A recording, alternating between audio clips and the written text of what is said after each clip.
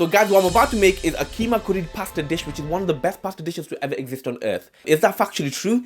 No. Or the Italians going to be mad at me? 100% yes. But what I'm trying to say is that this dish is my top pasta dish, not yours. Yep. But honestly, it's absolutely delicious. And what makes it super delicious is that it's got Kima in there. It's got mozzarella cheese in there. That mixed together is just beautiful anyway. But the best thing about it is that it uses them conchigli pasta shell. I don't even know if that's the name for it. But the pasta shells. So what happens is that the mince and the cheese just kind of like burrows itself into the pasta shells. So now you got these deep flavor pockets, man. So with every single bite, the amount of explosiveness that happens in your mouth, lip smack. Okay, let's get into it. So we're gonna start off with 2 small white onions, and we're gonna chop it in. I don't know why I keep ending with these rotten booty whole onions, man. So 2 small onions, chop them all up. Guys, them onions were destroying my eyeball sockets, man.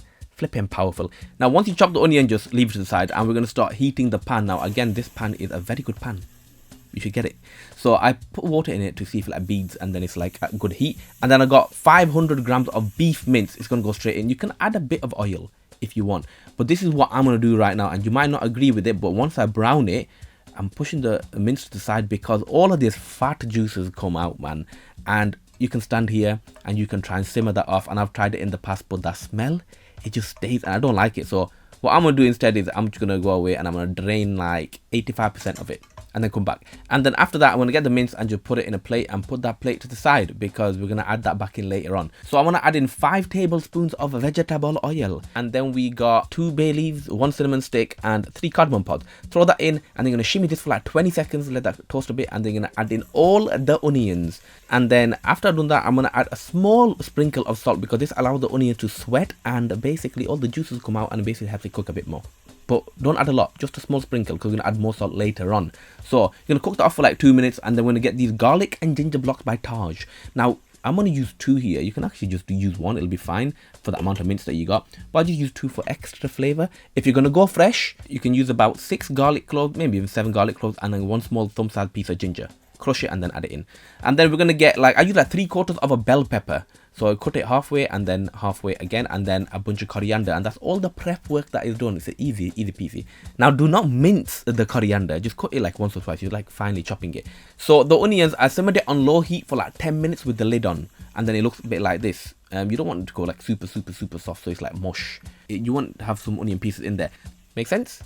Okay, so now I'm going to get a large sprinkle of salt, throw that in, and then we're going to go spices. So I've got 3/4 teaspoon of turmeric, 1.5 teaspoon of coriander powder, 1 teaspoon of paprika, and 1 teaspoon of cumin powder. And we're going to throw all of that in there. And then we're going to get some green chilies. So I've got 4 green chilies there. Throw that in there. You can cut them open if you want. If you're not like shy, then you can do that. But I like having it like that so you can bite into it later on if you want. So you're going to like give it a bit of a mix and then add in a small bit of water because it allows the spices to evenly distribute throughout the dish. Okay, so cook that off for about 2 to 3 minutes. You might see a bit of like oil separation, and then we're going to go in with about 150 to 200 ml of water because we want like the mince to like soak up the flavor and like soften a tiny bit. So bring it back up to heat and then cook it for like another 30 seconds, and then we're going to simmer it for 15 minutes on low heat. If you're in a bit of a rush, then you can do maybe 5 minutes on low heat and then another 5 minutes on like low to medium heat. That works fine as well because you're just allowing the flavors to cook into the meat. And then once you've done that, guys, you have this oil separation like this. Oh, it looks delicious.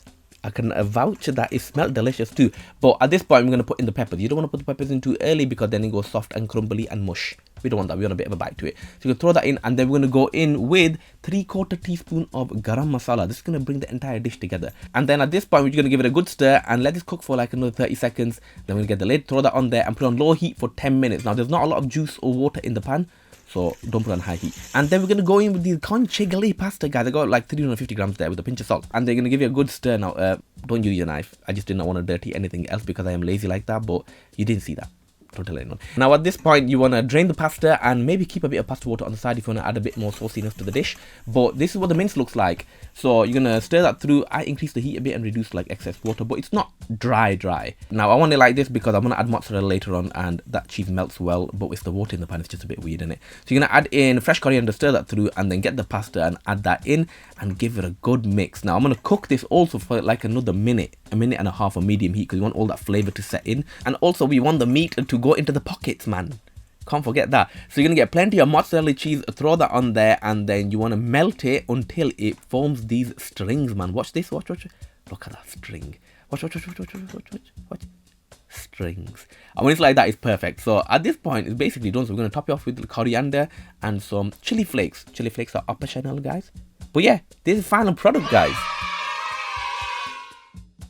So guys, now that we've made the dish, I'm going to share with you some tips and tricks on how to make this entire thing perfect. So the first thing is starting on the mince. Now you saw that I cooked the mince right at the beginning, and then this amount of fat and water just released from the mince. There's two things here. A lot of people say to me, don't get rid of that, just simmer it away, it's going to bring out so much flavor. Listen, I've been in the position where I've tried flipping simmering the fat that's released from the meat, and it just ends up with this fatty smell in the entire dish. I've done it with keema curry dishes, keema pasta dishes. It don't work for me. If it works for you, by all means, cook the mince, let it release all the water and simmer it off. So if you do want to do that, make sure you cook the onion and the garlic first and then put the mince in, because there's no need for you to actually do it the other way around. Whereas if you're going to do it like me, which is I cook the mince, I let the fat juices release, and then I drain away like 85-90% of it. Not all of it. And then I keep it aside, put the onion garlic in, cook that in some oil like I did, and then I mix the mince back in and then do it like that. And then it doesn't smell like that fatty, meaty smell. I hate that smell. It smells like raw meat, man. Don't flip and smell nice at all.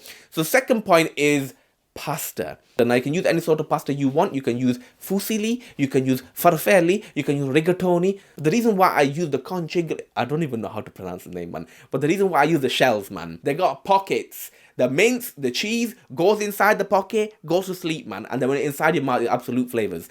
Delicious. So yes, you can use any sort of pasta you want. I am not going to tell you what and what you can't use, but in this case, make sure you use the shell ones. Now, the third point is consistency of the mince. Now, when you make the mince, you can make it a tiny bit more watery, or you can have it a bit drier. I had it a bit drier because I put in mozzarella cheese in there. And mozzarella cheese and like a watery kind of thing don't really go well. If it was Parmesan or hard cheese, it kind of goes into the water and glazes everything quite nicely. But with mozzarella, it's a bit different. So I dried it a bit extra. You don't have to. If you do want it drier, then just increase the heat, reduce the water down that's left over in the pan after you've simmered it, you know, with the peppers and the garam masala, after you add the water and things like that. You'll have this dish which isn't super dry, but it's a good consistency where it'll coat all of the pasta shells and then it'll burrow into the little pockets. But if you did want it a bit more watery, there's two things you can do. First thing is, if you've dried the mince out, before you add the pasta, just add a couple of spoons of pasta water and run it through. Okay, and then glaze everything nicely. You can do that. Or the second option is when you add water to the mince and you let it all like simmer, that should still keep a bit of water. So I added about 150 ml of water. You can add 150 to 200 ml of water. You could just keep the water from the mince. Don't increase the heat and reduce it down. Quite simple. And the final point I want to make, guys, is don't add too much pasta, because I added maybe about 300 to 350 grams of pasta, but I had about 500 to 600 grams of mince. You want plenty of the mince so you can coat all around the pasta, so you don't have like any empty pasta shells, if that makes sense. The portion that I made gave about 3 portions. Now, if you did want to increase it to 4 portions, then increase the mince by like another 200 grams, and then you can add another 100 grams of pasta. The garlic and ginger blocks, if you're using them, the 2 will go a long way. So with that dish that I made, you could probably just use 1. But if you're going to make it for 4, then you can use 2 garlic and ginger blocks. But like I said, a little goes a long way. So if you did want to increase the mince and the pasta, the 2 garlic and ginger blocks, keep it the same. It should be completely fine. If you're using fresh, increase it by a couple of cloves more and the ginger a tiny bit more. That's it. Just eyeball it and then taste it and then adjust. That's how it is. But what I just showed you in this video should be fine. That's about it, guys. Comment below. Let me know if you want me to make anything else, and I'll see you in the next one. There's like a flipping police car and ambulance every 5 minutes where I live. I think it's because my pasta's dangerously good.